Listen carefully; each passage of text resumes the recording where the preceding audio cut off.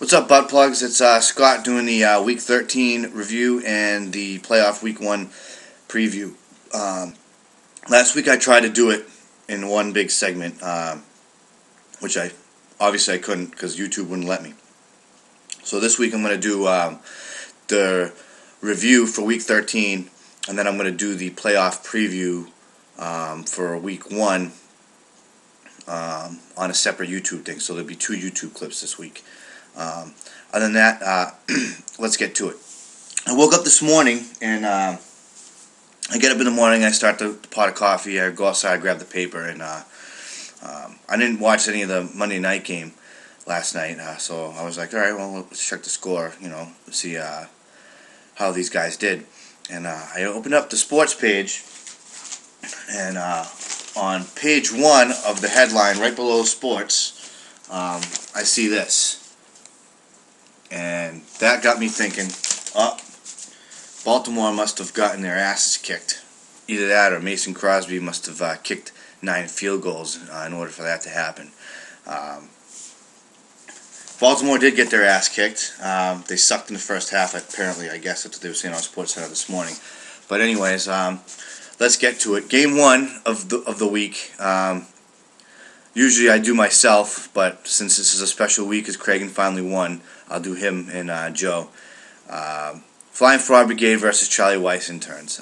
Flying Frog Brigade pulled out this weekend 94-90.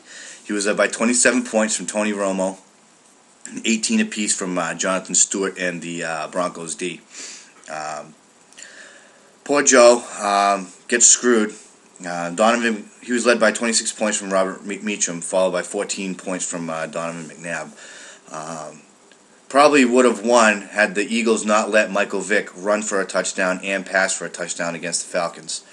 Other than that, he had 24 points from Jason Campbell sitting on the bench, so he could have put out the victory if he'd started him over McNabb. But who would have thought that Campbell was going to put up 24 points against the Saints, and Washington was even going to be somewhat close in that game.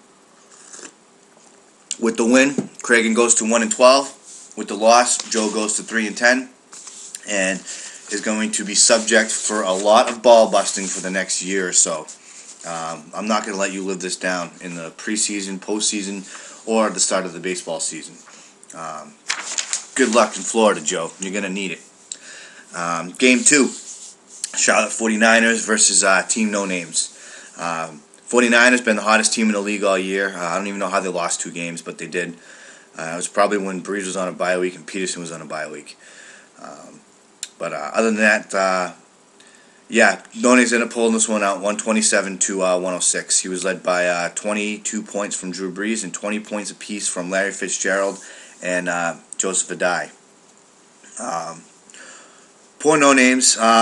He just about started everybody he could have, with the exception of Braylon Edwards.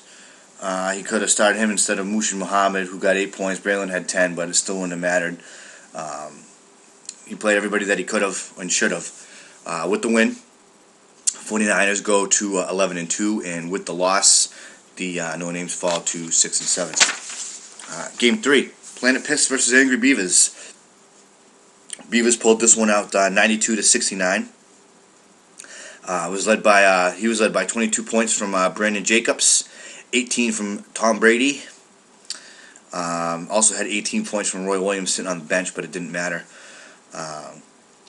Planet Piss was led by 22 points from Phillip Rivers. I did have Darren Sproles sitting on the bench with 13 points, but it didn't matter. The Vikings D got him minus points, and Mike Bell only got him 3, and he started Cotchery and Moss, who got him a combined 12 points. He started just about everybody he could have, with the exception of Sproles, and even then it wouldn't have mattered. With the win, the Beavers go to 10-3, and with the loss, Planet Piss goes to 4-9, and I believe they've lost a bunch straight. No, that was last week. Either way, they suck. Game 4, Littleton Keystone versus Brown Dog. This was a squeaker. I guess that's what you want to call it. Brown Dog ended up pulling this one out 75-72. He was led by 17 points from Roethlisberger. He did start Tony Gonzalez, which is a good play every week. It's consistent fantasy points. We got him 7 points. But Jermichael Finley had a huge day last night. He had 19 points sitting on the bench.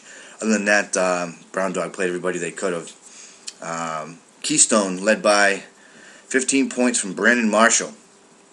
He did have 18 points from Calvin Johnson sitting on the bench. 12 points from the Packers D, which didn't matter because the Bears got him 11.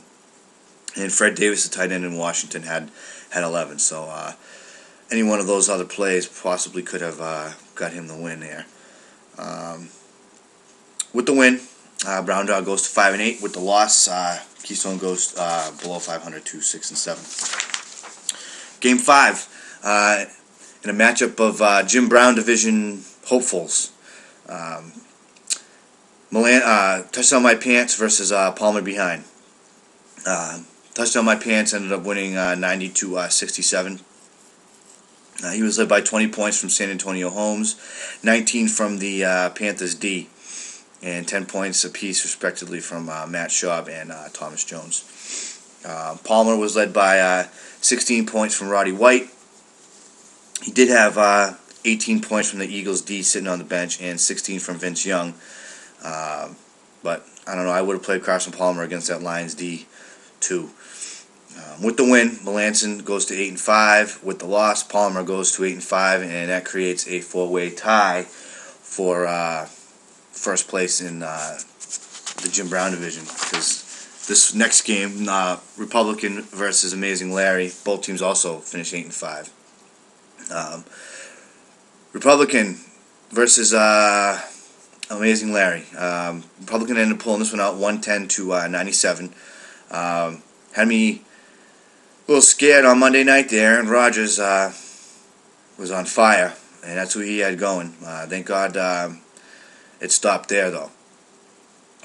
Republican was led by 17 points from the Bengals D and 15 points apiece from Eli Manning, Matt Prater, and Andre Johnson.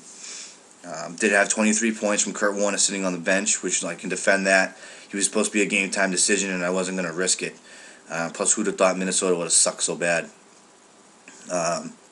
Amazing Larry was led by 21 points from Aaron Rodgers and 20 points from Noshawn Moreno, respectively. I believe last week when I did the review preview, I called out this play against Denver against Kansas City with him starting Correll Buckhalter and Noshawn Moreno. It would have been a lot closer if he would have listened to me and started them both, but he didn't. With the win, Republican goes to 8-5. With the loss, Larry goes to 8-5, and that creates a 4-way tie up top of the Jim Brown division between Amazing Larry, Touchdown My Pants, Republican, and Palmer. Amazing Larry ends up getting the division title due to having the most points scored. All three other teams make the playoffs due to the other division winners pounding the crap out of everybody else in their league and no one else having a winning record. Yeah, that's that. Okay, guys, I just want to let you know that there's going to be another YouTube video for the playoff review preview because we're already at 8.5 minutes and I don't have enough time to run down through that. Just want to say it's been a great season. Good luck, all playoff teams.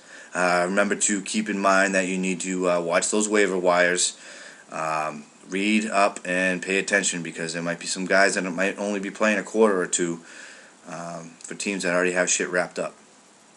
Once again, you got any complaints, issues, concerns, holler at your boy, 978-833-6051.